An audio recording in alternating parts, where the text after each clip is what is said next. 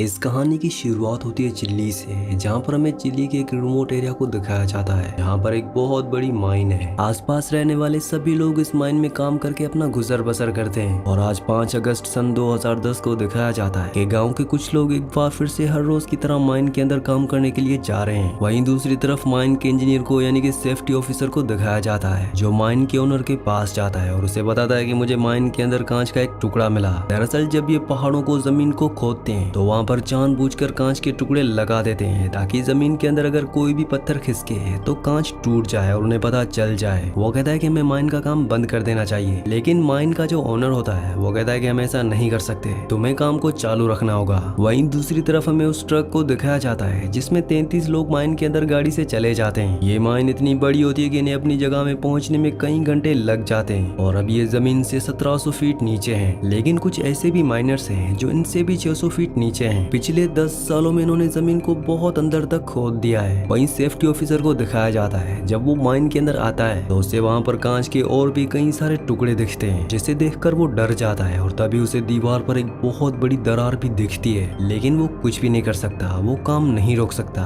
क्योंकि ओनर्स ने ऑर्डर दिए होते हैं कि काम चालू रखना होगा। अब जमीन से 1700 फीट नीचे है, जहाँ पर 33 माइनर्स काम कर रहे होते हैं, तभी अचानक वहाँ पर जमीन हिलना शुरू हो जाती है। सब के सब पूरी तरह से घबरा जाते हैं। सेफ्टी ऑफिसर यहाँ पर आता है और उन सबको गाड़ी में बैठाता है और यहाँ से निकालने की कोशिश करता है, लेकिन तभी आगे चट्टान गिरने की वजह से जिस रास्ते से ये बाहर जा सकते थे वो पूरी तरह से बंद हो जाता है। अब इन्हें कुछ भी समझ नहीं आता कि इन्हें क्या करना चाहिए। अभी ये डिसाइड करते हैं कि इन्हें 600 फीट और नीचे जाना चाहिए, जहाँ पर दूसरे माइनर्स काम कर रहे हैं, क्योंकि वहाँ से भी निकलने का एक रास्ता होता है। ये अपनी गाड़ी को उस तरफ मोड़ लेते हैं, लेकिन तभी ये देखते हैं कि 2 और माइनर्स हैं जो गाड़ी के पीछे भाग रहे होते हैं। इन्हीं में एक होता है जिसका नाम मारियो है। मारियो उन दोनों के हाथ को पकड़कर ऊपर खींच लेता है और अब ये जब 600 फीट और नीचे जा रहे होते हैं तभी इनके सामने एक दूसरी गाड़ी आ जाती है, जो उन माइनर्स की गाड़ी होती है जो उनसे 600 फीट नीचे काम कर रहे थे। दरअसल वहाँ भी चट्टान गिरने की वजह से वहाँ का जो रास्ता था वो पूरी तरह से ब्लॉक हो चुका था और अब इनके सामने जो सड़क होती है वो भी फटना शुरू हो जाती है। इसीलिए सब के सब अपनी जान बचाकर गाड़ी से उतरकर एक किनारे हो जाते हैं। और इससे पहले कि ये कुछ समझ पाते हैं, इनके सामने एक बहुत बड़ी चट्टान आकर गिरती है, जो रास्तों को पूरी तरह से ब्लॉक कर देती है। ये चट्टान इतनी बड़ी होती है कि इसका धमाका ऊपर तक सुनाई देता है और ऊपर भी सबको समझ में आ जाता है कि नीचे कोई हादसा हो चुका है और अब ये सब के सब अंदर फंस चुके हैं। वीडियो में आगे बढ़ने से पहले एक जरूरी अनाउंसमेंट, अगर आप साईफाई, सर्वाइवल और हॉरर मूवीज के शौकीन हैं तो हमारे दूसरे चैनल को सब्सक्राइब कर लीजिए, क्योंकि वहाँ पर हम हॉरर और साईफाई मूवीज अपलोड करते हैं। तो आप सबसे रिक्वेस्ट है कि जल्दी से जाके हमारे दूसरे चैनल को सब्सक्राइब कर लीजिए। चैनल का लिंक नीचे डिस्क्रिप्शन में है। चट्टान गिरने की वजह से कई लोग जख्मी हो चुके होते हैं। वो अपने साथियों की मरहम पट्टी करना चाहते हैं, लेकिन इनके पास पूरी फैसिलिटी नहीं होती। और तभी जब यहाँ से पूरी तरह से धूल हट जाती है तो मारियो देखता है कि उनके रास्ते पर एक बहुत बड़ी चट्टान आकर गिर चुकी है, जिसे खोदना या उसके दूसरी तरफ जाना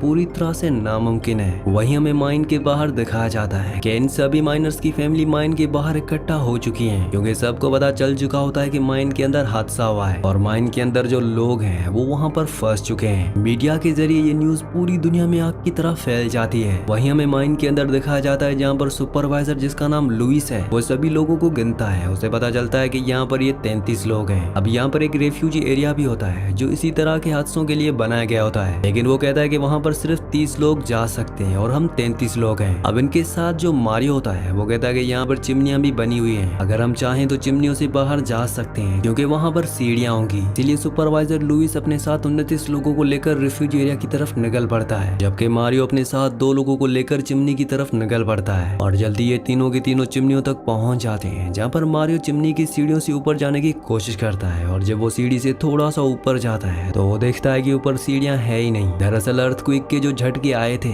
शायद उस वजह से सीढ़ियां पूरी तरह से टूट चुकी हैं और अब ये तीनों के तीनों यहाँ पर हताश हो जाते हैं। वहीं 30 लोगों को दिखाया जाता है जो रिफ्यूजी एरिया तक पहुंच जाते हैं। वहाँ पर वो देखते हैं कि उनके लिए खाने की सप्लाई वहाँ पर बहुत कम होती है और ना ही इनके पास दवाइयाँ होती है। और अब मारियो भी अपने साथियों के साथ उसी रिफ्यूजी एरिया में पहुंच जाता है। इन सब को नहीं पता कि इन्हें कोई यहाँ पर बचाने आएगा भी कि नहीं, क्योंकि ये सब के सब जमीन से बहुत नीचे होते हैं। अब जब ये सब अपनी सोचों में डूबे होते हैं कि तभी एक बार फिर से यहाँ पर जमीन हिलना शुरू हो जाती है। सबकी सांसें थम जाती हैं। इन्हें लगता है कि अब इनकी जिंदगी का अंत आ चुका है। इन्हें अपने आगे अंधेरे के अलावा और कुछ भी नहीं दिखता और ये सब के सब गॉड से प्रेयर करते हैं और तभी अर्थक्वेक अपने आप ही रुक जाता है। वहीं माइन के बाहर दिखाया जाता है जहाँ पर इन 33 लोगों की फैमिली पुलिस वाले आ चुके हैं। वो माइन के लोगों से ऑफिसर से पूछना चाहते हैं कि अंदर क्या हो रहा है, लेकिन वो अपनी गन निकाल कर उन सबको भगाने की कोशिश करते हैं। पर वो लोग वहाँ से नहीं जाना चाहते क्योंकि उनके अपने माइन के नीचे फंसे हुए हैं, इसलिए ये वहाँ पर शोर करना शुरू कर देते हैं और बाहर पूरी रात खड़े रहते हैं। अगली सुबह हमें एक माइन ऑफिसर को दिखाया जाता है जो चिली के प्रेसिडेंट के पास जाता है और उन्हें बताता है कि माइन के अंदर कई लोग फंस चुके हैं, हमें उनकी मदद करनी चाहिए। प्रेसिडेंट कहता है कि ये काम माइन के ओनर्स का है। दरअसल ये सारी की सारी माइंस प्राइवेट होती हैं, लेकिन माइन ऑफिसर कहता है कि उनके पास इतनी एडवांस मशीनें नहीं है जिससे वो लोगों को बचा सकें। आपको उनके लिए कुछ करना चाहिए। अगर आप उन सभी लोगों को बचा लेते हैं तो इंटरनेशनली आपका नाम होगा, क्योंकि ये खबर पूरी दुनिया में फैल चुकी है। प्रेसिडेंट को माइन ऑफिसर की ये बात सही लगती है और वो कहता है कि तुम उन्हें बचाने के लिए कुछ भी करो। अगली सुबह दिखाया जाता है कि माइन ऑफिसर उस माइन के बाहर पहुंच जाता है जिस माइन के अंदर 33 लोग फंसे हुए हैं। वहाँ पर वो उन सभी की फैमिलीज को यकीन दिलाता है कि वो उन सबको बचा लेंगे। और अब वो अंदर माइन के ओनर के पास जाता है और कहता है कि हमें उन 33 लोगों को बचाना होगा, लेकिन माइन का ओनर कहता है कि ऐसा नहीं हो सकता, अंदर बहुत बड़ा हादसा हुआ है, मुझे नहीं लगता कि अंदर कोई भी बचा होगा। और जिस जगह जमीन की जिस गहराई पे वो सब काम कर रहे थे वहाँ तक पहुँचना पूरी तरह से नामुमकिन है। वैसे भी वहाँ पर सिर्फ 3 दिनों का खाना है और हमें वहाँ पहुँचने में कई महीने लग जाएंगे, और तब तक अगर हम वहाँ पहुँच भी गए तो वो सब के सब भूख से मर चुके होंगे। और अब मिनिस्टर ऑफ माइन यानी कि माइन ऑफिसर को भी यकीन हो जाता है कि माइन का जो ओनर कह रहा है वो बिल्कुल सही कह रहा है। वो बाहर जाता है और लाउड स्पीकर पर सबको कहता है कि हम इस ऑपरेशन को शुरू नहीं कर सकते क्योंकि अंदर कोई भी जिंदा नहीं होगा।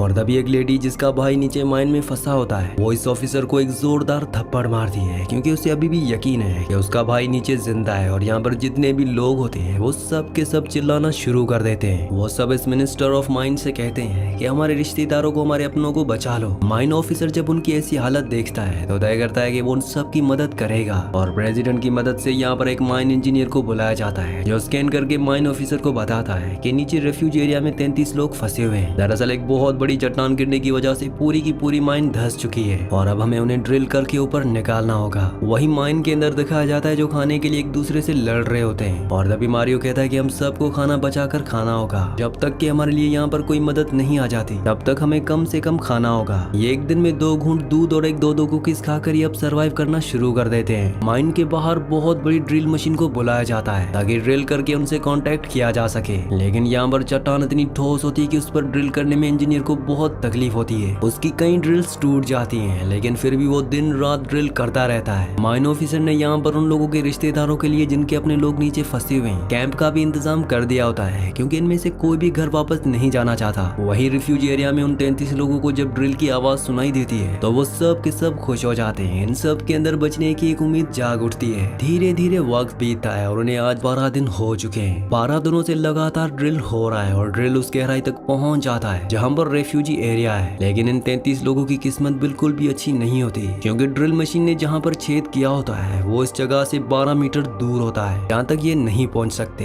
यानी कि इतने दिनों की जो मेहनत थी वो पूरी तरह से बेकार हो गई। साथ ही अब इन 33 लोगों का खाना लगभग पूरी तरह से खत्म हो चुका है। बस अब इनके पास एक और दिन का खाना बचा है। वही इंजीनियर भी अपने पूरे हथियार डाल देता है। वो कहता है कि चट्टान बहुत मजबूत है और दोबारा ड्रिल नहीं किया जा सकता। हालांकि माइन मिनिस्टर उसे कन्विंस करने की कोशिश करता है कि तुम्हें उनकी मदद करनी चाहिए, उनकी फैमिलीज बाहर है, उनकी हमसे बहुत उम्मीदें हैं। लेकिन इंजीनियर उसकी बात का कोई जवाब नहीं देता और वहाँ से चला जाता है। रात को एक बार फिर से इंजीनियर माइन मिनिस्टर के पास आता है और वो कहता है कि हम एक बार फिर से ड्रिल करेंगे। और अब ये दूसरी जगह से ड्रिल करना शुरू कर देते हैं। ठोस चट्टान की वजह से इन्हें ड्रिल करने में बहुत मुश्किल आ रही होती है। वही माइन के अंदर दिखाया जाता है जो सब के सब पूरी तरह से हताश हो चुके हैं। ये सब के सब अब मौत का इंतजार कर रहे होते हैं क्योंकि इनका खाना कई दिन पहले खत्म हो चुका है। मारियो जब लेटा होता है तभी उसके ऊपर एक पानी की बूंद गिरती है। दरअसल ऊपर से जो दूसरा ड्रिल किया था वो बिल्कुल सही जगह पर हुआ होता है, जिस वजह से ड्रिल यानी कि छेद उस जगह हो जाता है जहाँ पर ये 33 लोग फंसे हुए हैं। और जब ये ड्रिल को यानी कि छेद को देखते हैं तो सब के सब खुश हो जाते हैं और उनके अंदर एक बार फिर से जीने की उम्मीद जाग उठती है। अब ड्रिल का जो सिरा नीचे यानी कि रिफ्यूजी एरिया में आया होता है ये इस पर जोर जोर से मारना शुरू कर देते हैं। ऊपर जो माइन मिनिस्टर होता है वो उसे सुन लेता है। साथ ही ये ड्रिल के मुंह पर एक नोट भी बना देते हैं जिसमें मैसेज लिखते हैं कि हम सब यहाँ पर जिंदा हैं। और जब ड्रिल की रोड को ऊपर खींचा जाता है तो वो नोट सब पढ़कर बहुत खुश हो जाते हैं। इन लोगों के जितने भी रिश्तेदार बाहर होते हैं उन सब की आंखों में आंसू आ जाते हैं क्योंकि ये सब भी उम्मीद खो बैठे थे, लेकिन अब भी इन्हें यकीन है कि इनके अपनों को बचा लिया जाएगा। मीडिया के जरिए ये बात पूरी दुनिया में फैल जाती है और अब अलग अलग कंट्री से कई लोग इनकी मदद के लिए यहाँ पर पहुंच जाते हैं। नासा इनके लिए एक खास ट्यूब भेजती है, जिस ट्यूब के जरिए इन तक नीचे खाना, पानी और जरूरत की चीजें भेजी जाती है। साथ ही ने वीडियो कॉल से कनेक्ट भी किया जाता है, जिससे अंदर फंसे सभी लोग अपने अपने लोगों से बाहर बात करते हैं। साथ ही चिल्ली के जो प्रेसिडेंट होते हैं वो भी उन 33 लोगों से बात करते हैं। वो उन्हें यकीन दिलाते हैं कि इस बार जो क्रिसमस आएगा तुम अपनी फैमिली वालों के साथ मनाओगे, जिससे सब के सब बहुत खुश हो जाते हैं। अब जो ऊपर इंजीनियर होता है वो उन 33 लोगों को बाहर निकालने के लिए, बचाने के लिए 3 अलग अलग प्लेन्स बनाता है, ताकि अगर एक या 2 प्लेन खराब भी हो जाए तो तीसरे प्लेन से इन्हें बचाया जा सके। अब इन्हें बचाने के लिए काम शुरू किया जाता है, लेकिन जल्दी इनका प्लेन, एक और प्लेन 2 पूरी तरह से खत्म हो जाते हैं, यानी कि वो पूरी तरह से फेल हो चुके हैं। और अब इनके पास प्लेन 3 बचा हुआ है, जिसमें इन्हें काफी मुसीबतों का सामना करना पड़ता है। लेकिन इंजीनियर एक बार फिर से उस प्लेन को शुरू करके अपने काम को एक बार फिर से शुरू कर देता है। पर अब बड़ी मुश्किल ये होती है कि जो चट्टान नीचे माइन के ऊपर गिरी थी, अब वो धीरे धीरे नीचे खिसक रही है, यानी कि जल्द से जल्द इन सबको ऊपर लाना होगा, नहीं तो ये सब के सब चट्टान के नीचे दब जाएंगे। लगातार ड्रिलिंग करने के बाद ये उस चट्टान तक पहुंच जाते हैं जो माइन के ऊपर गिरी थी। वो बहुत ज्यादा ठोस होती है, इसीलिए उसके ऊपर ड्रिल नहीं हो रहा होता।